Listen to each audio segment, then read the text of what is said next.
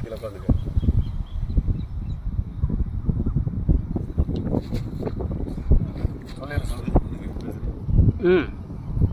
இன்னைக்கு மீனவன் வளரி பாண்டி சார்பாக வந்து லப்பர் தவளை போட்டு இங்கே வந்து வேட்டையானதில் ஏதோ ஒரு 4 வந்து அதில் உயிரோடு இருக்குது மக்களே. ஒரு அரை கிலோ தேடும் பார்த்துக்குங்க.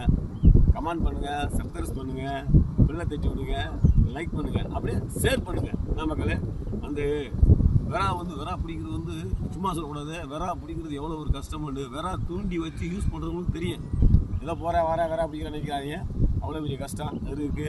லைக் பண்ணுங்கள், ஷேர் பண்ணுங்கள், கமெண்ட் பண்ணுங்கள். யூடியூப் சார்பாக முடிஞ்ச அளவுக்கு ஷேர் பண்ணி விடுங்க மக்களே. வந்து சப்ஸ்கிரைப் பண்ணுங்கள். ஏதோ ஒரு ஒன்றா பொழுது வச்சு மணி ஒரு மணி 6 ஆச்சு.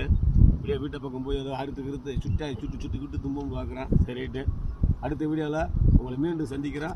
தேங்க்யூ மக்களே. பார்த்துங்க, பூரா உயிரோடு இருக்குது மக்களே, உயிரோடு இருக்குது. நல்லா ஆனால் சாப்பிட போய் உட்காந்துருக்கீங்க. பார்த்துங்க, சோட போட்டான்னு திட்டு வருவேன். இப்படியே பச்சை மீனை கடிச்சு கூட அப்படி தான் உட்காந்துருக்கேன்.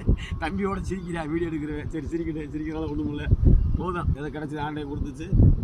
ரைட்டு, சப்ஸ்கிரைப் பண்ணுங்கள், கமெண்ட் பண்ணுங்கள், பெல்லை தட்டி விடுங்க, லைக் பண்ணுங்கள். அதே மாதிரி மீண்டும் உங்களுக்கு சொல்லிக்கிட்டே வரேன். எப்படின்னு கேட்டீங்கன்னா, நல்ல வழியில் பயணம் பண்ணுங்கள், நல்லதை கற்றுக்குங்க.